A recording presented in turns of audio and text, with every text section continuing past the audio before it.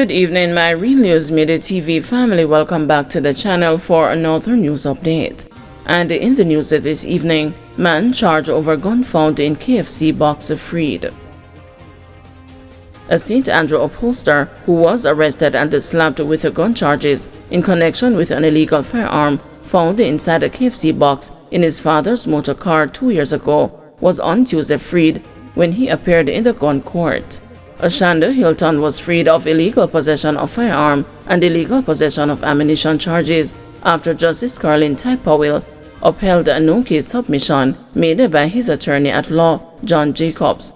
Hilton was one of two men arrested on June 2, 2022 by a police team on mobile patrol along Dumbarton Avenue in St. Andrew.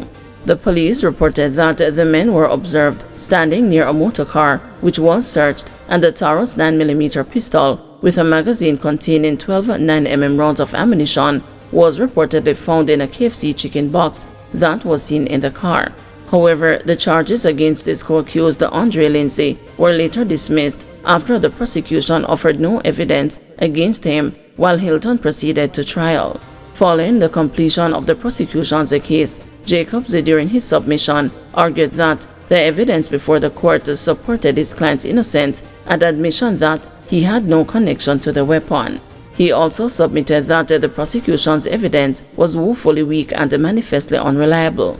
He pointed to the forensic DNA report, which indicated that 3 persons had handled the weapon, but that Hilton was not one of them. Jacobs also highlighted inconsistencies in evidence from one of the police witnesses regarding the taking of fingerprint and the buccal evidence from Lindsay. He noted that although the police witness testified that the police had collected finger and buccal swab, he indicated under cross-examination that he did not witness it being done. Additionally, Jacobs said based on the DNA report, there was nothing presented to determine whether Lindsay was one of the persons who had handled the weapon. Attorney at law Courtney Rowe also represented Hilton. Shelter Rock, a Spanish Town resident, injured in gun attack. The Spanish Town Criminal Investigation Branch is probing a gun attack on a man at his home in Shelter Rock. The 22-year-old remains hospitalized with multiple gunshot wounds. It is reported that he was at home when around 12:30 p.m. on Tuesday, he was attacked by a gunman who shot him repeatedly. He was assisted to the Spanish Town Hospital, where he was admitted in serious condition. It was revealed that he suffered injuries to his neck, shoulder, and leg. No motive has been established in the matter, which remains under investigation. Flights from Florida to Jamaica being cancelled as Hurricane Milton approaches the U.S. state. Jamaica is already seeing flight cancellations from Tampa and Orlando in Florida as Category 5 Hurricane Milton makes its way to the state. Hurricane Milton headed towards Florida's battered Gulf Coast as an enormous Category 5 storm yesterday. It is expected to make landfall later today. Delano Seavright, senior advisor and a strategist in the Ministry of Tourism, told the news that he was expecting flight cancellations from airports in the affected areas. Mr. Seavright added that the ministry will continue to monitor the impact of the hurricane and the severity of the disruptions it may cause. JetBlue and Southwest operates daily flights from Orlando into Montego Bay. As it relates to Miami and Fort Lauderdale, where we get the bulk of our flights out of Florida, those airports at this point in time will remain open, as they are not expected to be impacted in any severe way by the hurricane. We know that persons who are originating from Tampa and Orlando in particular are affected, but as it relates to other services from Miami and Fort Lauderdale and so on, those will continue.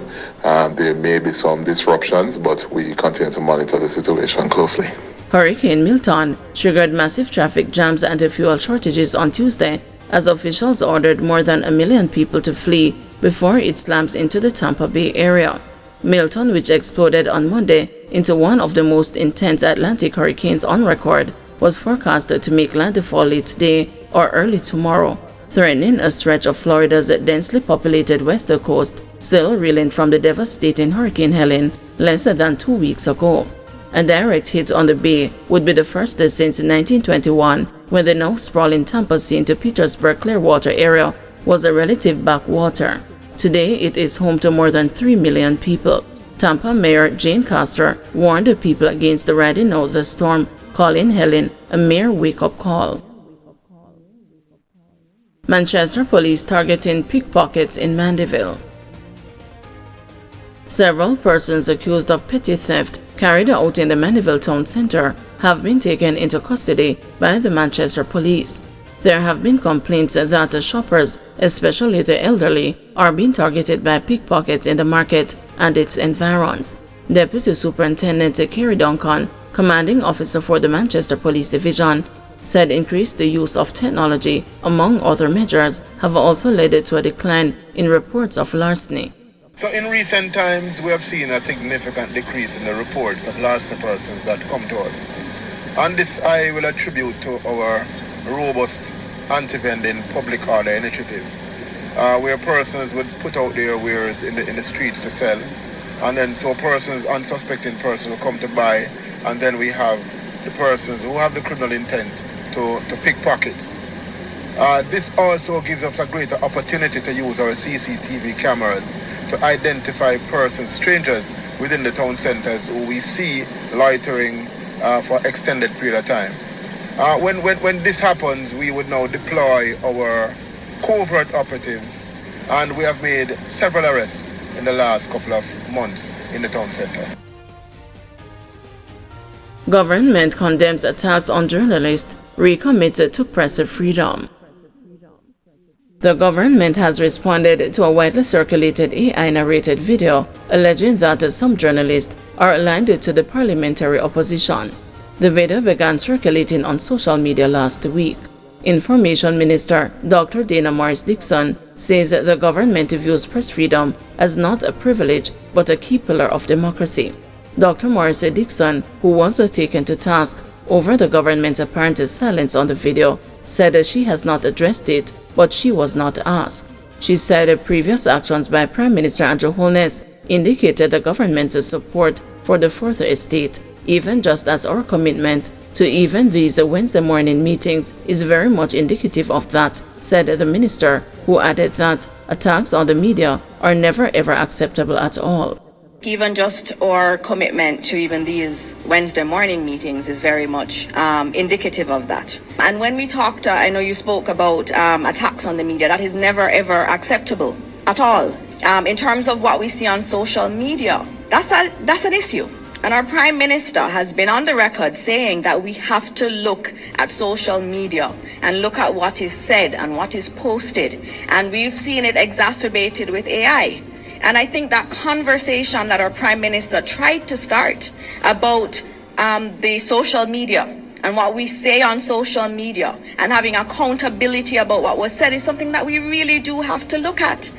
It is in relation to the media, but it's in relation to many other areas. We have our children being bullied on social media, and it is something that we have to address. We have many other instances on social media where things are said of people that are untrue, and we have to really, as a country, decide what kind of country do we want. And so I again reiterate the importance of the media, the importance that we do not attack the media as they do their very legitimate work. And there are many people in the media. They're wonderful people. I see them here.